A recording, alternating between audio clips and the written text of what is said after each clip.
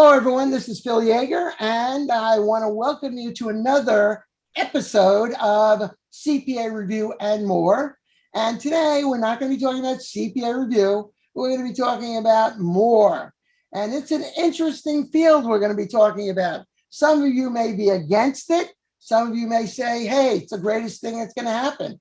All right. We're going to talk about a gentleman who's a CPA who deals in the cannabis industry, which is really marijuana, okay?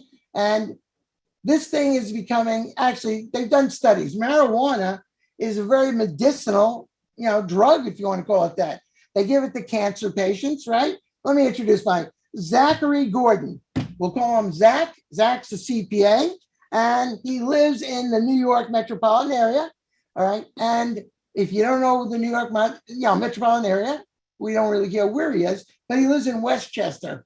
And I'm really excited to talk to him because I was born and raised in New York, Long Island. All right. And I always like to talk to New Yorkers. We are the friendliest people. Do you agree, Zach?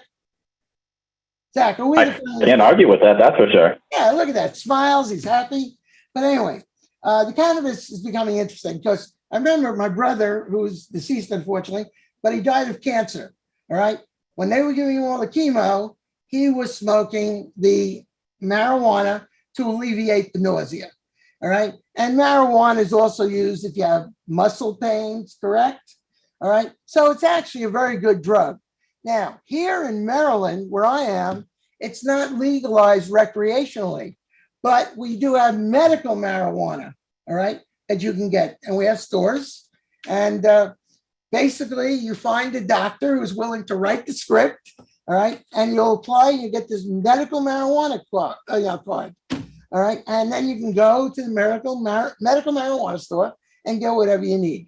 So anyway, we're going to talk about what Zach does with this. And let me just say that we are brought to you by, obviously, my company, Yaeger CPA Review. All right. The only course that teaches the blueprints, the tasks, the only course. If you don't follow the blueprints, you're not going to pass the exam. All right. So keep that in mind. Now, Zach, how are you today? I'm doing great. Thanks so much for having me. Well, hey, my pleasure. Thank you for being here.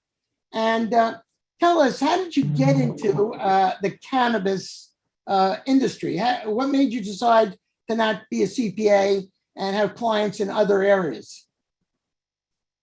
Well, it's actually a pretty unorthodox story, let's put it that way. I didn't have necessarily the traditional CPA career.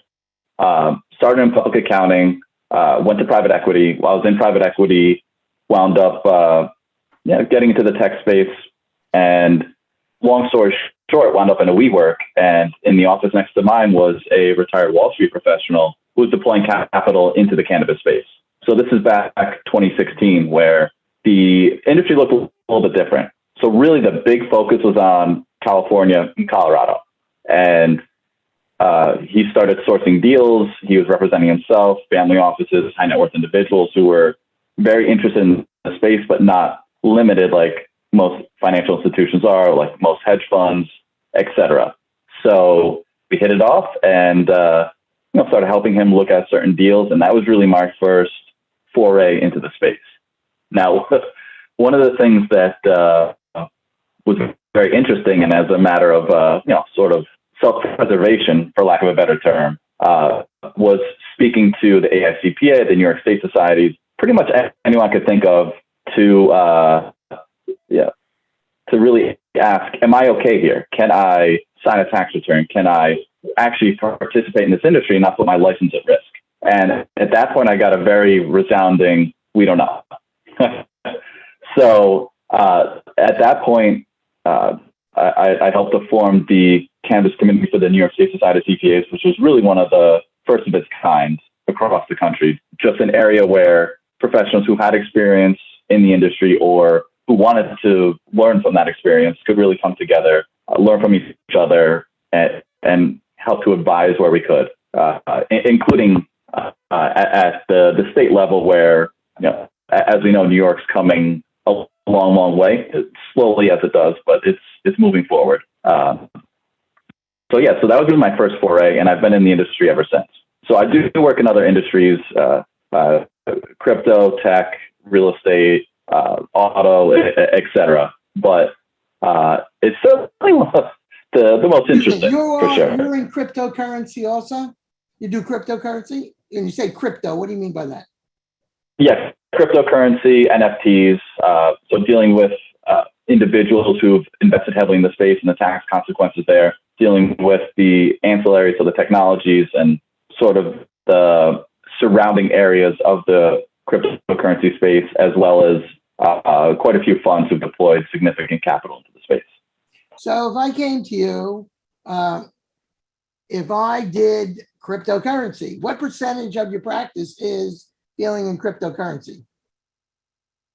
Well, that's one it's growing. It's between that and cannabis, those are the two fastest growing areas. So percentage-wise, it's still relatively small compared to cannabis, which I've been in much longer, but it's growing significantly, as the general market is as well. And let me make sure I understand that the only states where they've legalized it, Colorado, right? And California. What other states have they legalized it? So legalize is a very interesting term. So you could be decriminalized, you could be legal for medical usage, or you can be full adult use, which is anyone 21 and over is able to purchase. So at last count, there was it 37 states that have some level of legalization, so whether medical on up. There are, where are we at? 10 states? I think it's 10 states now that are, as we're recording this anyway, that are full legal and growing. So it's ever expanding. Let's put it that way. Got a lot of religious groups that are against this whole thing of legalization of marijuana. Are you dealing with any of those groups? So I think that's where it's also an interesting conversation where the pros and cons groups that are either for or against, I wouldn't necessarily limit it to one specific group because it's not one generation, it's not one age group, it's not one religious group. It's really dealing with decades and decades of stereotypes and the imagery that's out there. The reefer madness that's just been so prevalent for a long time. So in that regard, I think there's a lot of misconceptions that do need to be dealt with. And it's something significant for a professional. One of the big questions that comes up as a CPA is that reputational risk. So, we all have our portfolios of clients. What are they going to think if I take on a cannabis client? What is my insurance company going to think? How is it going to affect my policy and my coverage if I take on a cannabis client? These are some pretty serious areas that we have to consider. Colorado is legalized for recreational and also, I guess, medical. But does that mean that the federal government has not legalized marijuana, right? That's correct. So cannabis is still a Schedule I drug, and that means that it is federally illegal for all intents and purposes. Well, has any of the federal governments come in there and arrested people in Colorado? So, even though the state of Colorado legalizes it? So that's a pretty loaded conversation. So there have been issues that have come up. Now, during the Obama administration, they had something called the Coal Memo, where DOJ was not going to go in if there were businesses operating in a legal market. Now, the Coal Memo was rescinded of the Trump administration. Now, that being said, if you were a legal operating business in a legal market, then the likelihood of the federal government coming in and arresting you is relatively low. Now, if you're not being compliant with your taxes or your license status or any of a short list, then there's always the issue of the federal government coming in, and your audit risk is significant. And what did Trump do? He went back to the position that it's illegal. Well, what was Trump's position versus Obama's position? Well, from a positional standpoint, technically, it didn't change. It's just that the memo was rescinded. Now, depending on the state, you had the local representation of the DOJ, different, the federal attorneys at the state levels who it was their discretion whether they would actually pursue any sort of action against these legally operating businesses. And that was a case-by-case basis. Would it be the Drug Enforcement Agency? Is that part of the Department of Justice, or who? I would think the DEA would come in on that. Well, now we're getting into some specific issues. Now, technically, as an enforcement arm, the answer is it depends. So DOJ would be starting the action, and then theoretically it would go from there. But my understanding is that the DEA had different things to focus on, and that it was really up to the DOJ, the IRS, various authorities to determine what the right action was. Yeah. So I'll give you a good example. Yeah, go ahead, so please. there was actually a chain based, I believe they were based out of Denver, where it made headlines because, they had however many locations shut down. Who's based out of Denver? The DEA? So what happened was they weren't in compliance with their licenses, so they were technically operating illegally. So while at one point they were fully licensed, by the book, it turned out that they didn't stay fully compliant, and then that's when they ran into some pretty specific issues, and that's when they were shut down, and all the fun that comes with that. But if you're a legally operating business, if you've gone through, you've stayed compliant with your taxes, with the filings, and one little detail that a lot of people, a lot of operators can overlook, you still have to operate like a real business, like any other business out there. So payroll taxes have to be paid, any sort of estimated taxes depending on your corporate structure have to be made, et cetera, et cetera. So those little details can't be overlooked. So the stores in, for example, Colorado, I've been told that one of the things that you should not acquire or buy in a store that's legalized, like in Colorado, is candy, any candy, because they don't have an exact measurement, all right? And each piece of candy can be different, which means that potentially you could get really high on the candy, okay? And what happens if you get high and have a car accident, all right? What would happen in a case like that? Have you heard of any cases like that? So here's what's really interesting. Well, one, that years ago, and this is going back pretty far, that was a major concern where you would have in a batch, let's just say it's 100 milligrams of THC, and it would all just in the mixing process be allocated to one or two pieces out of the whole tray there. But it's come a very long way. The processes have become exponentially better. So that's a significantly lower concern. The testing is much better. So in my mind, the concern for that is down significantly. The other thing that's interesting, the statistics, the data coming out show that smoking is down at least 30%, and driving while intoxicated because of cannabis. So in these markets that have fully legal cannabis, that's down as well. And there's been no statistical evidence that a legal cannabis market leads to any sort of increase in driving under the influence of cannabis. So driving while high is what you're intimating. Yeah. What's the biggest selling item in those cannabis stores? Do they have an item that people use the most? Is it still the cigarettes or something else? So flower is always going to be, at least for, I shouldn't say always, because going forward, actually the numbers are changing, but at least where we stand now, flower is typically the best seller, with edibles coming. Flowers? Flower, the plant itself. Like a cake or something. No, flower as in the flowers you sniff. Wait a minute. The plant itself. How does cannabis get involved with flowers? I don't. Is it dipped in that? So that's a technical term. So of buying individual buds of, if you're going to buy a gram, let's just say you'd be buying a gram of the plant directly. It's called flower. Oh, okay.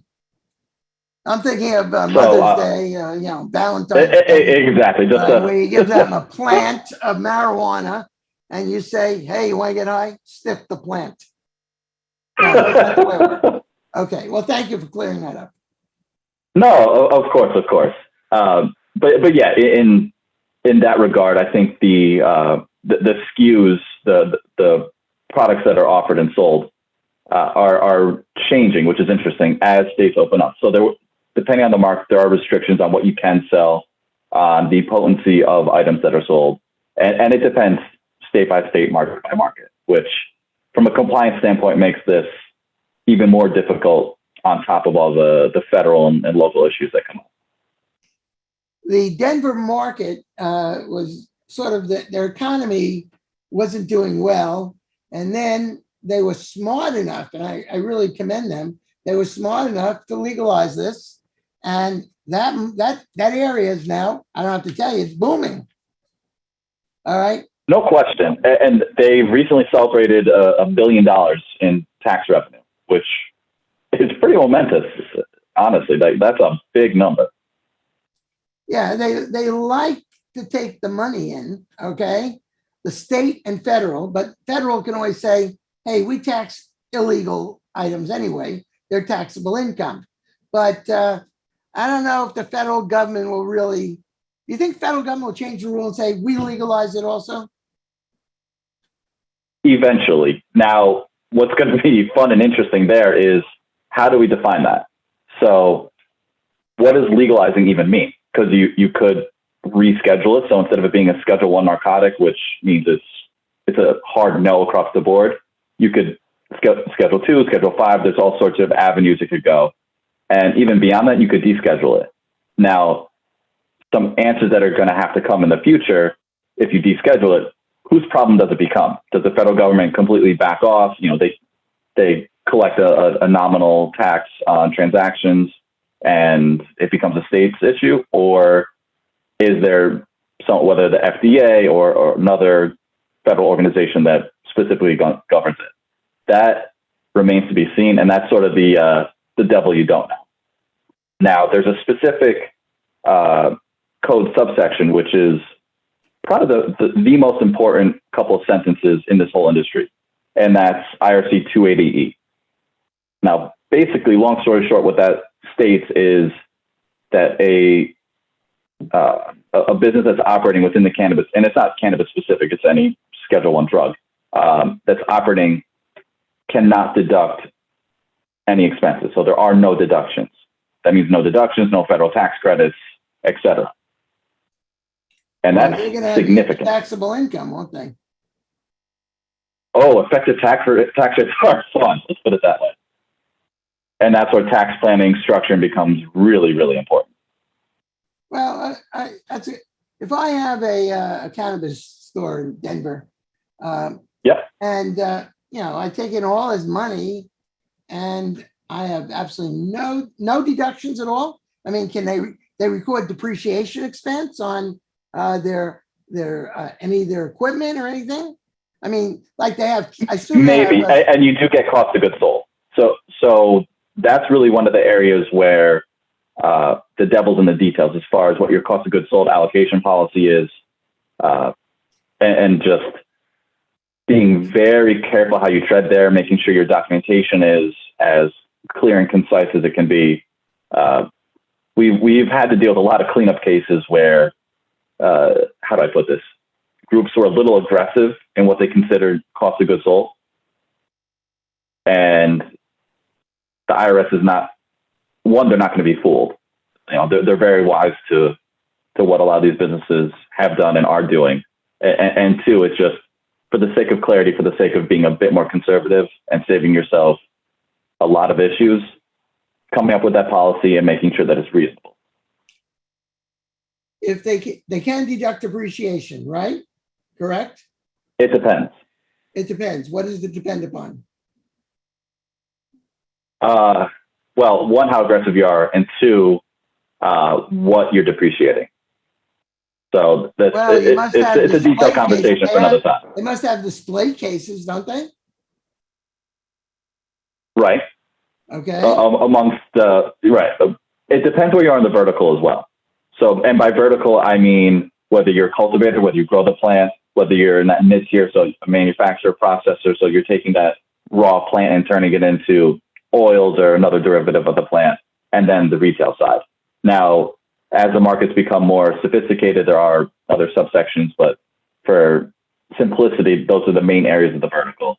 And if you're looking at retail, so if you're that the dispensary like you're discussing, realistically right now, the only thing that really should be considered cost of goods sold, and that's obviously as of right this second, things change obviously, is really inventory. Everything else is just, in my mind, and again, I'm just speaking for myself, there's others out there who obviously have different opinions and this will evolve over time, but really everything else for retail, it's not okay. I would not be cowboy enough to go down that road. Are generally accepted accounting principles, are they applicable to cannabis? Or do you have your own generally accepted cannabis accounting rules? GAAP still applies. And what's interesting at the AICPA, we're actually trying to work on what standardized financials look like, what standardized guidance is going to be. Because right now, because there's so many differences state by state, it's really tough to nail down what one good set of rules are. So when you're doing, you're applying GAAP to the cannabis, it sounds to me like you're taking a chance, aren't you? Because has anybody said that cannabis follows the same generally accepted accounting principles as though you opened a supermarket or something? Not that I'm aware of. All right, so you go by GAAP, right? I mean, what is your greatest fear being in this business? You said, people will look at you and say, "Oh God, you're doing accounting for cannabis." All right. First of all, I bet they don't even know I bet they don't even know what the word cannabis is. They probably think it's cannibals. I would take you up on that bet. And pretty well. Honestly, this is one of the most popular topics everyone wants to discuss. Between this and crypto, it's really tough walking into a place and not walking out with having a couple of pretty long and interesting conversations on cannabis. And it's from a couple of different ways. A lot of people want to invest. A lot of people are just curious. What is this thing? What's going on? Is it legal? How can I throw my money on it? Should I invest in any of the PTPs from up in Canada? There's a lot of different conversations to be had, but honestly, in my experience, it's been almost exclusively positive. It sounds to me like before you start opening up a cannabis store, you better be trained pretty well in this instead of just opening the store, right? And that's what this gentleman who I had on before, he runs these classes. All right. Right. Are you involved in those classes at all? Do you teach this or you just know it? Well, no, we want to spread the wealth of knowledge here as much as we can. And from an advisor standpoint, that's really one of the biggest things that we provide. It's really helping a lot of what are first time or relatively inexperienced business owners, one, protect them from themselves, and two, make sure that they know what they need to do. And those are some, that's relatively widespread, how you would think about that. But realistically, there's a lot of knowledge to give out.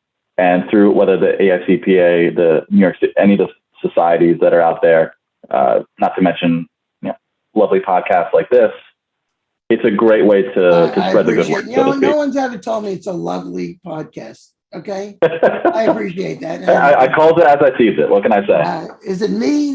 I can't be lovely. Go ahead. But no, joking aside, there is a lot to learn here. And as a professional, even taking a step back, you need to make a very educated decision as to whether you want to take clients on in this industry.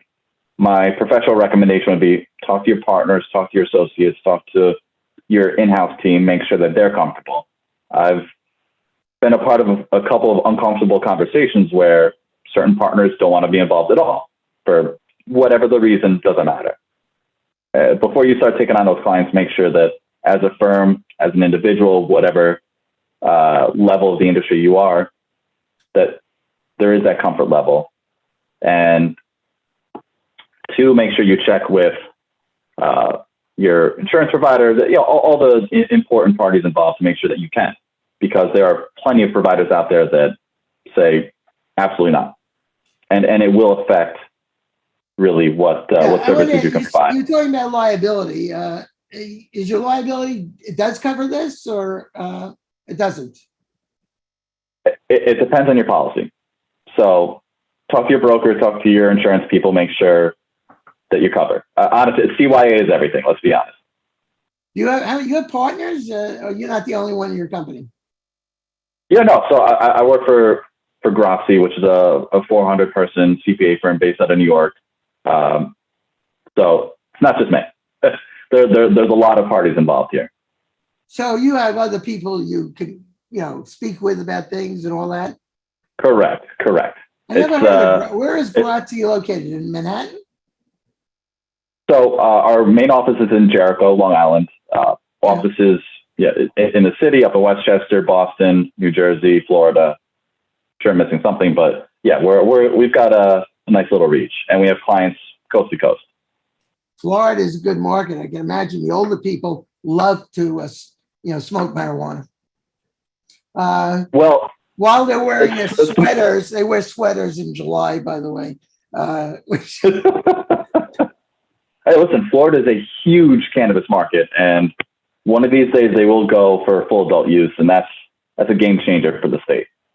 And, Jerry Seinfeld said, I don't know if you watch him, he once said, Florida is where the old people go to die.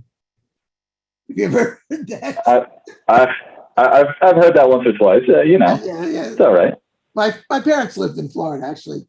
They're deceased, but they lived. God, I remember it was like the New York ghetto. That's what it was. It was called Century Village. Oh wow.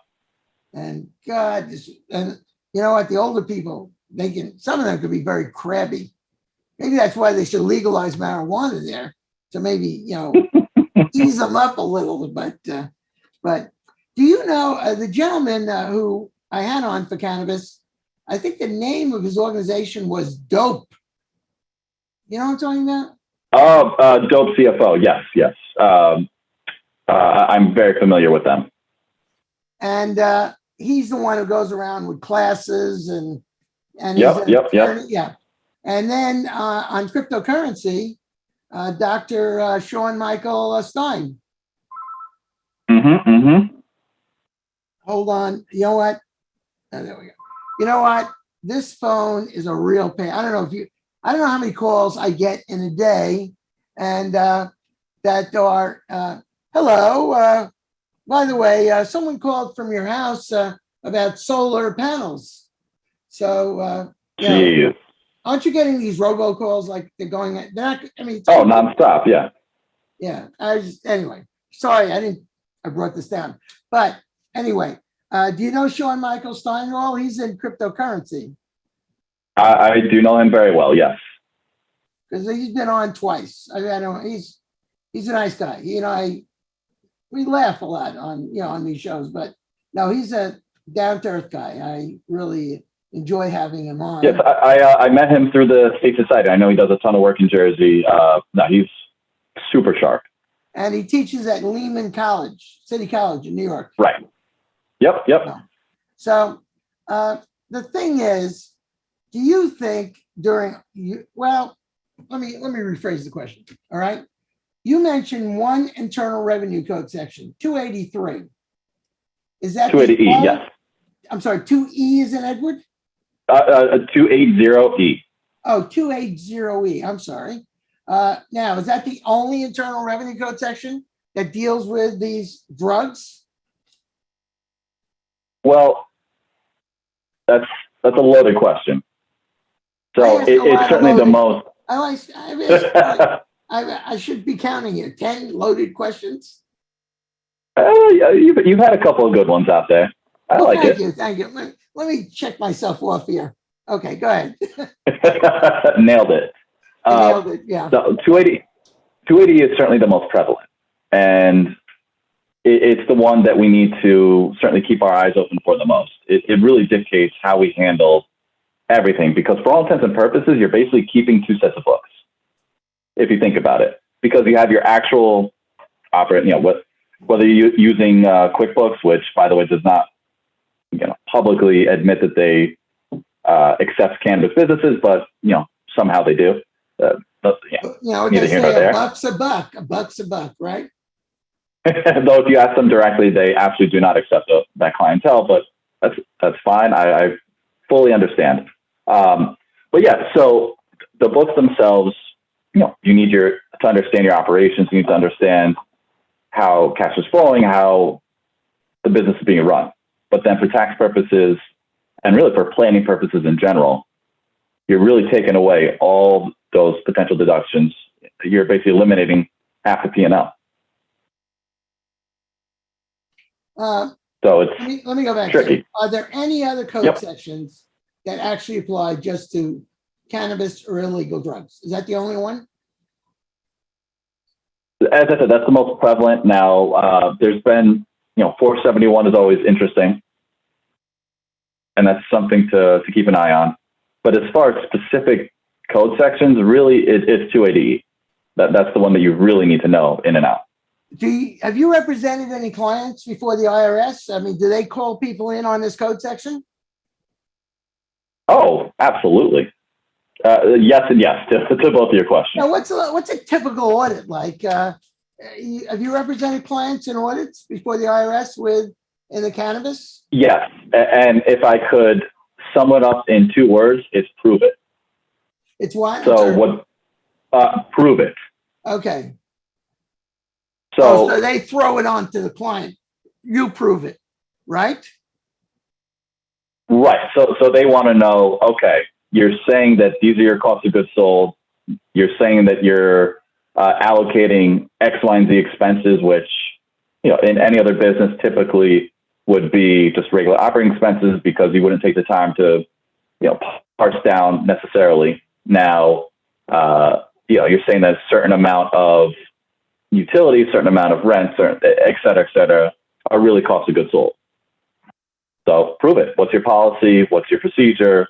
Who's in charge of it? What are the amounts here? Let's see some receipts. Let's see some, some time entry cards, et cetera. And that's, in my, anecdotal experience here, it was not adversarial by any stretch, but it was highly detailed.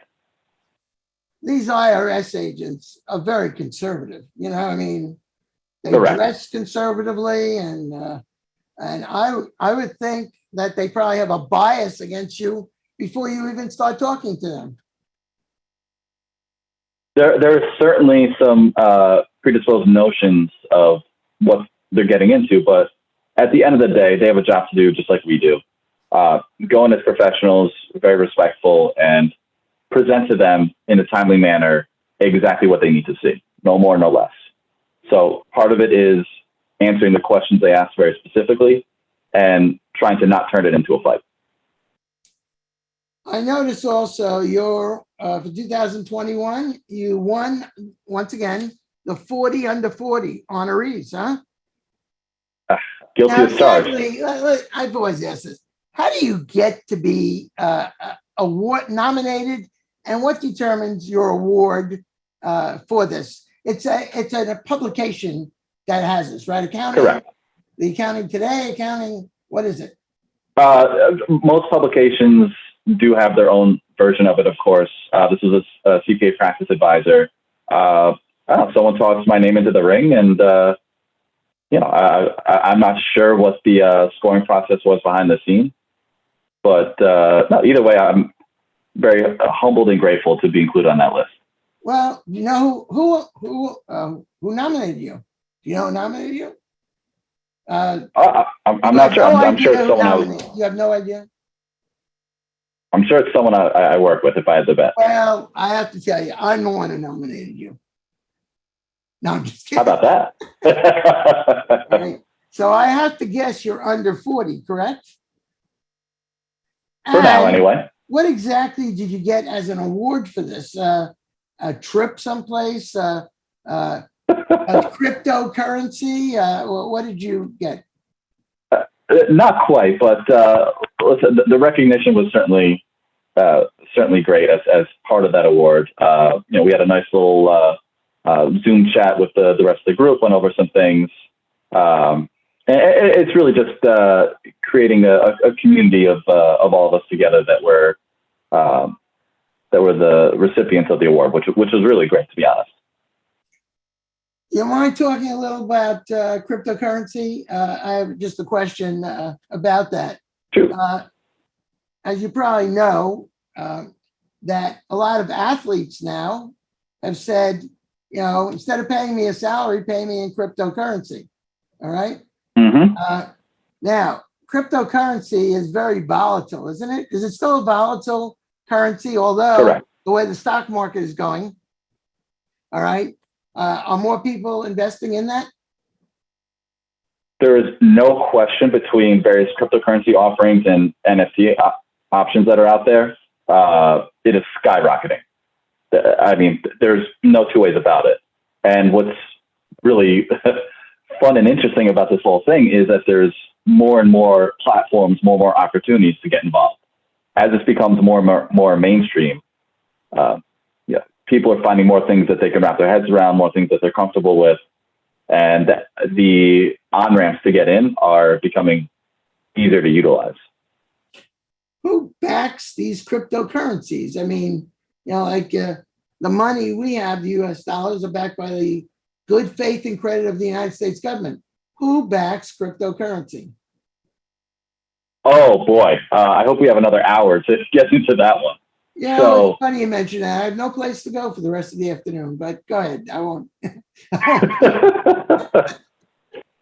So who backs cryptocurrency? Now, what's fascinating about crypto and a lot of this blockchain technology is there's a lot of times specific purposes for what a token is used for what a specific crypto is used for.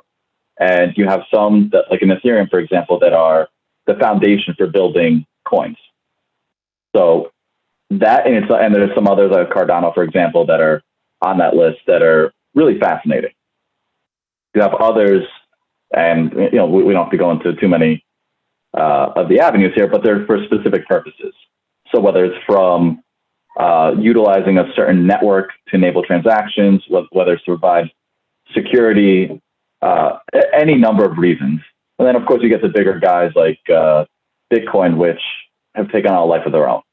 So when it comes to backing, it's the market, it's specific purposes, it's the community behind them.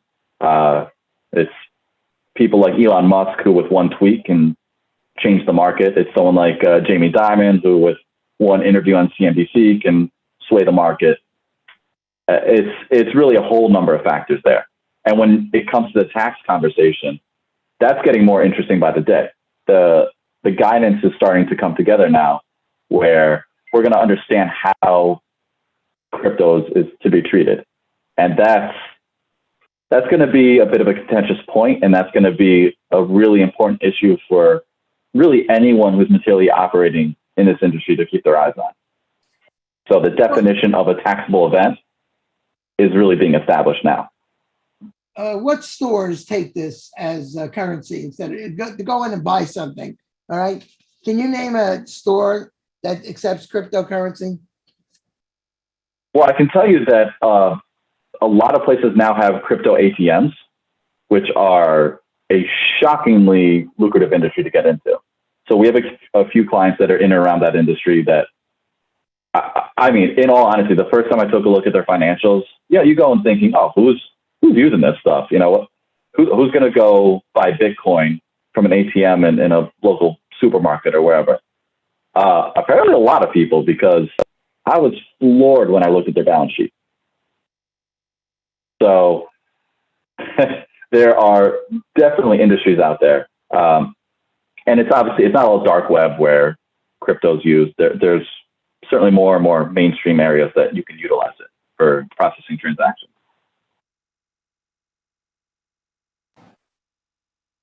Okay.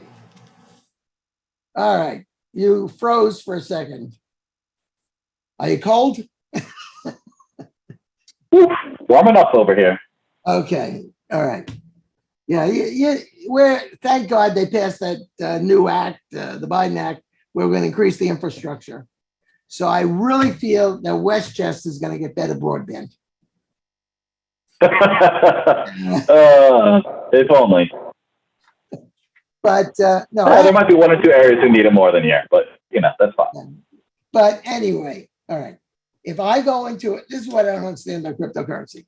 All right. Let's assume that I go into a very nice store, like Barney's, and I want to buy a suit. The suit's about $1,000. All right. Now I know if I give them $1,000 in credit card, regular or cash, that's $1,000. How does cryptocurrency work if they say we'll accept it? All right. What are the denominations of cryptocurrency? What you can get is fractional as you need to. So it's really about establishing the value in that moment in time for the transaction. Wow, that sounds, is that volatile? How often does the value change? How often does the value change? Every second of every day. Wow. That sounds to me it would be quite hard to say, all right. Does cryptocurrency have $1, $2, $3, $4? Does it have anything like that? Or, exactly what does it look like? So it's thinking about it the other way. So it's not necessarily in increments like that. It's in units. And so I think where you're getting to is what is the value of an individual unit?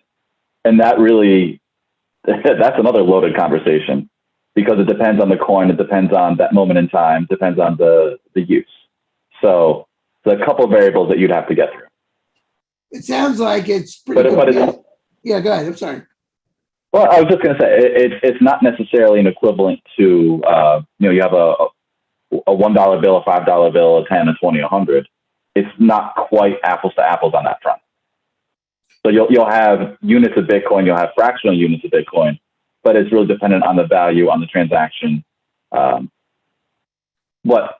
if you're talking about the NFT space, for example, if you're on something like OpenSea and you're looking to buy an NFT, it's priced at. What is an NFT? What's an NFT? A non-fungible token. So think of it as a digital representation of an asset or a digital asset in its own right.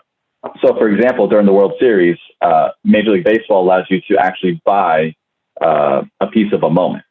So, for example, I was able to, while I am a born and bred Mets fan, I did buy the last out of the last World Series. So it's basically just taking a piece of that video of that moment in time and then being able to purchase it.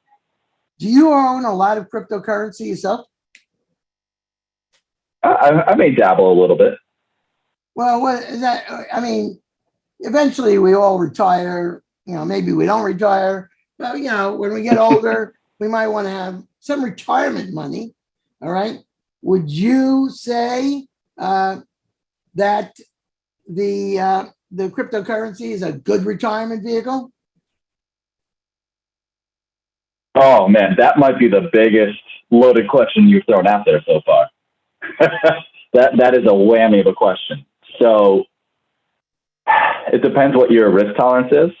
Personally, I would diversify very heavily between a whole bunch of different asset classes. If you want to throw a little bit into the crypto space, I certainly wouldn't stop you. And I may have a couple shekels in that particular asset class. But so it's Israeli. Is that what you're saying? It's a real Israeli currency, shekels?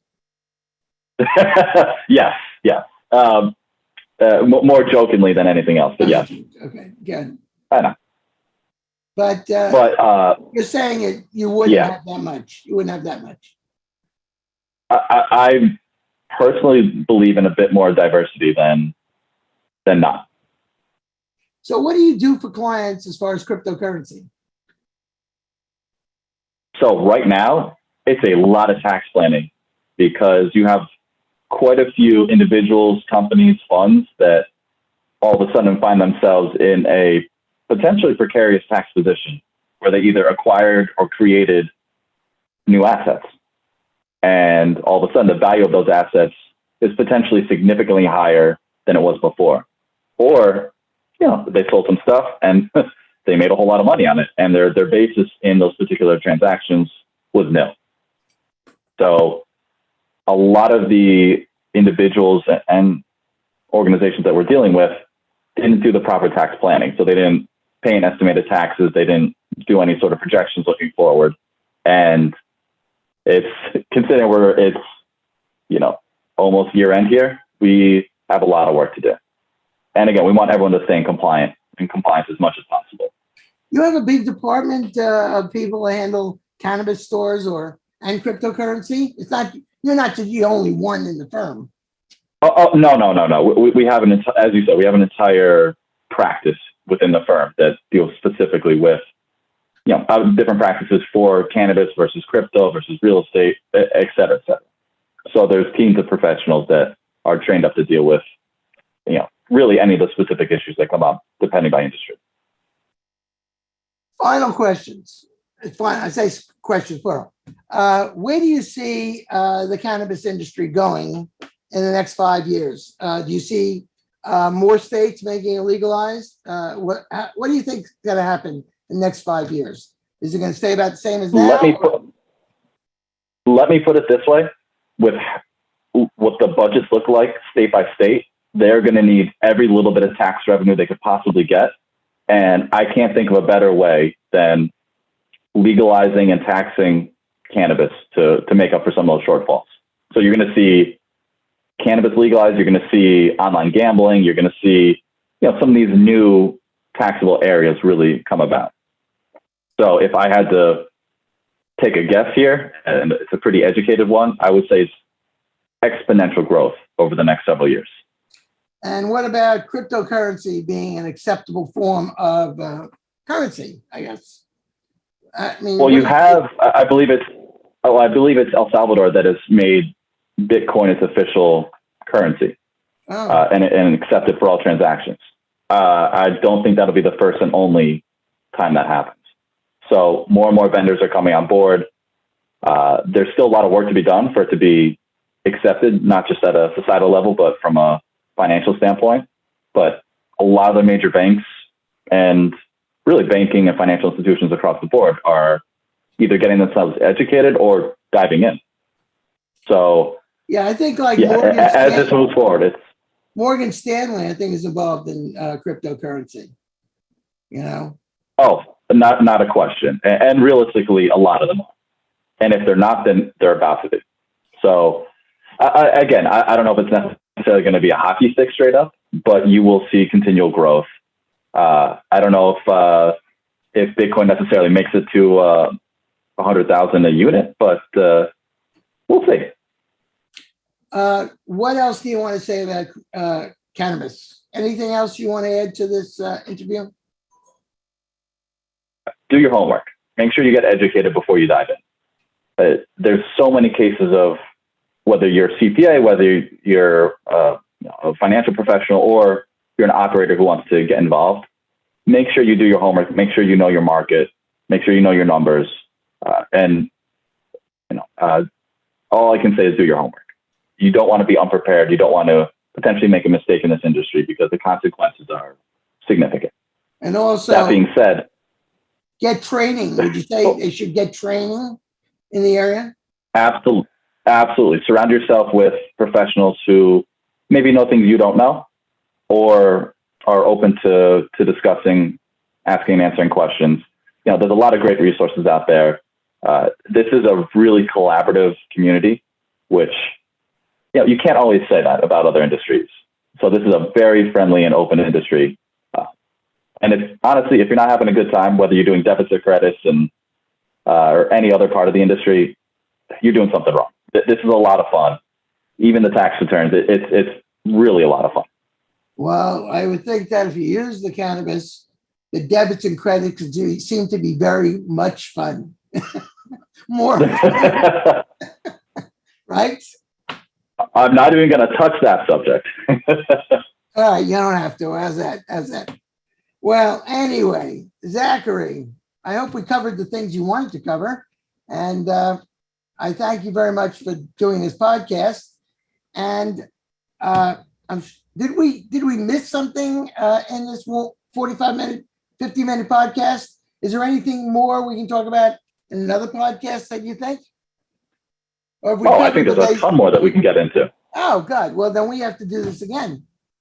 Okay? I guess we'll just have to. How about that? And I hope we don't have to do it in Ossining, New York. Okay? Oh, boy.